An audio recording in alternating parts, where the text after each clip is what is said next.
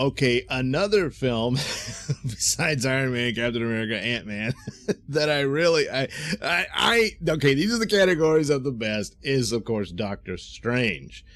Doctor Strange, if you can call it a weakness, is in repetition of plot.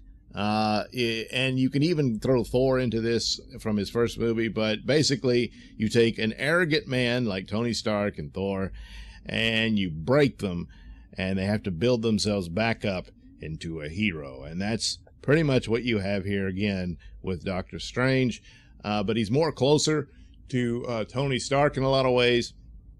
Not just because of a mustache, but but he's an arrogant genius surgeon, and probably the best in the world. And they demonstrate this where there's a guy, the one doctor who says, no, he's dead, and we're going to take life support off. And then Doctor Strange comes in and says, no, wait, I can remove that bullet. It's really blocking his neural center, whatever. And he does it. It's almost an impossible surgical procedure, but he manages to pull it off and saves the life of this patient. And he's like, yeah, I'm awesome, and and of course he has a, well, not quite girlfriend, but of course a suffering love interest having to deal with his arrogance and all that. And all's well and good. He's partying, having a great time, and he likes his fast sports car a little too much, and he wrecks it and destroys himself. The interesting little teasers and Easter eggs there is that he's listening to possible cases for him to take on that are very challenging and whatnot. And they mentioned a colonel who had a spinal cord injury while in some sort of a suit or whatever. And I took it to mean that's War Machine, who suffered spinal cord injury in Civil War. But then later I saw an article that said, no, it doesn't refer to that. And I'm like, well, then who else could it be? I'm saying that's him. There was a female patient who had some weird thing before he crashes, and I'm not sure what that referred to. But anyway, maybe she'll show up later. So there he is. He's damaged, and the worst of the damage that he receives is his hands. And so his hands, the neurological damage to them is so severe that he might be able to get basic use from them, but to perform delicate surgery like what he's known for, that's done. He can't do it. And he goes into a rage. He destroys himself over it. He keeps chasing after different procedures to try to fix it, and he burns through all his money to do this.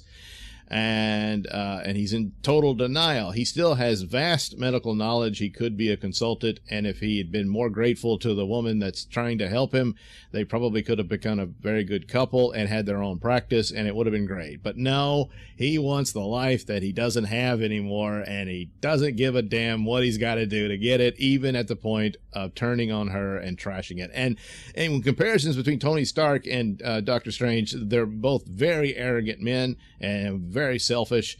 But boy, Tony Stark never was that poor to Pepper as this guy was to Christine Palmer, I believe. And boy, so she's, all right, I'm done. She walks out. And then he's pretty much burned every bridge. And then he hears about this bizarre case where a man with a severe spinal cord injury and paralysis, and then ended up walking again. So there's a funny scene with his rehab guy. And Doctor Strange is so full of himself. The guy says, he says, it's going to take a while for me to search the archives on this, but if it'll prove your arrogant ass wrong, it's worth it. And that's exactly right. So he finds the file, sends it to him with a note. I told you so. So he finds the guy, and the guy is played by Benjamin Bratt, I believe. What was he on? Law and Order and stuff like that. Anyway, he's one of these guys you see everywhere, and he tells them the story, and he got help from these mystics somewhere. I think it's supposed to be in Tibet, but somewhere. And this brings to the point of the Ancient One, who is the teacher that taught Doctor Strange the mystic arts and all that stuff. Of course, it was a Tibetan monk and a man in the comic books, but in these days of the Chinese market, don't mention Tibet. They get all mad. And what are you going to do? So, and then they not only race swapped, but gender swapped the character with Tilda Swinton, who everyone sees as the best woman to pick to play gender swapped roles. I mean, look, when she's at her best, she's kind of an attractive lady, and she's also one of the candidates everybody kept pushing to be the female Doctor Who, which easily would have been a lot better, but I don't think she would be the type of actress that would want to commit to a TV series, you know. Maybe a one-season deal, but anyway, that's another story. So there you go. And then Baron Mordo, who is the arch villain for Doctor Strange. But he was white, and here he's been race swapped as a black. So you got that out of the way. You know, they just do it. There's not enough black guys in the movie, I guess. That's what they worry. They get all skittish about it and do that. And okay, whatever. It doesn't matter. The actor does a good job, and how I'm not all that familiar with Doctor Strange, but Baron Mordo, I think, was closer to the villain in this movie all along. What's his name? Hysinius or something like that. A fallen student, which is what Baron Mordo was, and turns to serve Dormammu, the ultimate villain in this, the monster in the Dark Dimension and all that. And Baron Mordo ended up serving that guy, where here I don't really see this Mordo doing that unless eventually he turns on his own values. But he's a guy who's a very a purist in the the value system that they have there, and that's what he was taught by the Ancient One, who he pretty much worships until he finds out she's been lying. She broke her own rules and utilized the Dark Dimension's energy to prolong her life. And it was selfish. Ultimately, overall, it was for the purposes of defending Earth's dimension against the dark forces that Dormammu represents and all that, until she could find a worthy successor, which, is Doctor Strange. Now, but at the same time, she does die in this movie, and at her death, she even admits, here I am, I'm holding on, stretching out one last second, and she didn't want to die. But she does. She goes off and she pretty much passes the job that she had on to Stephen Strange. Meanwhile, this shatters Mordo's worldview when he realizes that his heroic master or mistress here, in the teacher terminology, not romantic, was lying to him, and this sort of shatters him, and it sets him up to be the villain for a future film. And yes, Doctor Strange will return despite having died in Infinity War. I'm sure you figured that out.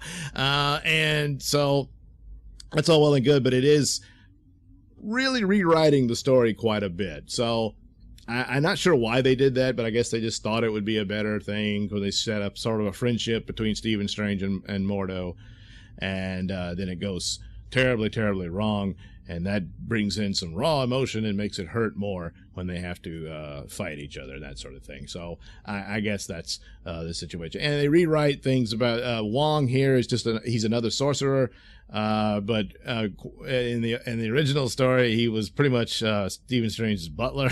So yeah, they weren't going to do that. So and all the sanctums.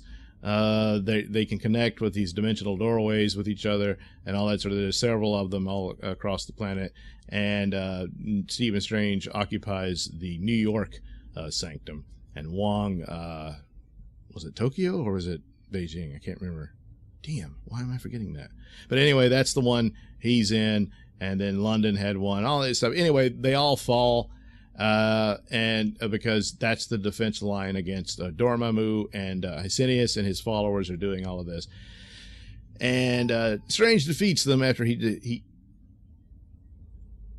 Strange defeats them after he discovers how to control time by snooping into the Eye of Agamotto, which can control time because it's an Infinity Stone, the Time Stone. So there you go. That connects it to the overall MCU story.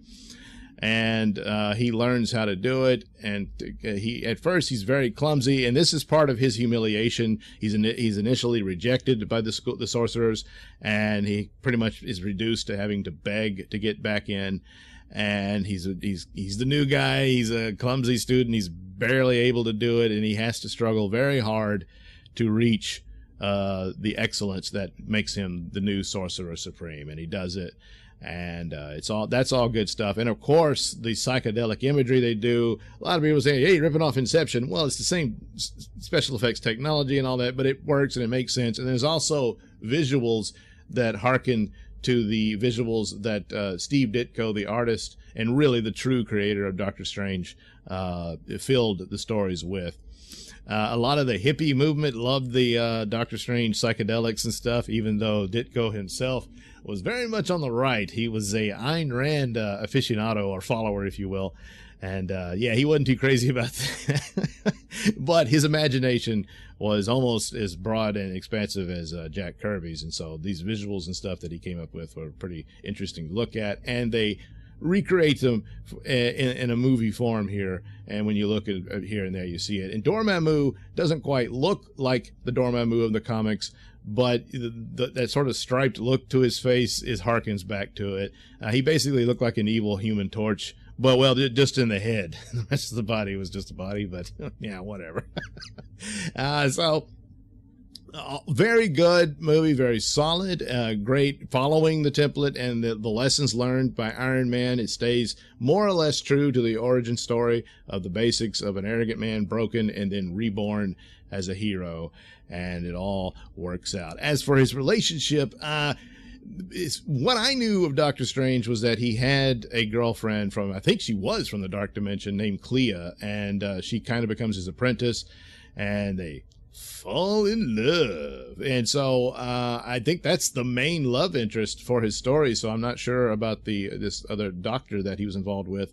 So whether or not she'll return for the next movie, who knows? But I'm thinking they probably will get around to introducing Clea as his true beloved. So we'll see how that works out. But anyway, Doctor Strange is a very significant character, especially when it comes to Infinity War. If you paid attention, he pretty much told you the whole secret if you knew where to look. And so a great character, not as well known as the others, but then neither Iron Man wasn't all that well known either. And look what you can do with that, provided you have a good team, good writing, and performances. Of course, Cumberbatch, is one of the top actors right now.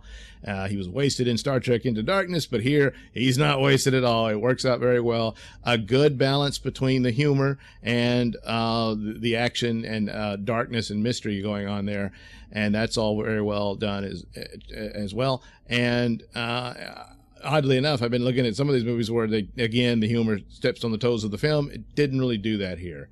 Worked out very well. Not unlike Ant-Man, which was supposed to be a funny movie. So, well done, Doctor Strange. Very good. One of the best of the Marvel movies. All right. Thank you for watching and listening. Please like and share and subscribe. And if you didn't like it, thank you anyway. I appreciate you taking the time to watch it. And for those of you who have subscribed, thank you very much. And hey, while you're here, oh yeah, check out that link description below. That'll take you to my podcast and to my many stores that have plenty of goodies for you.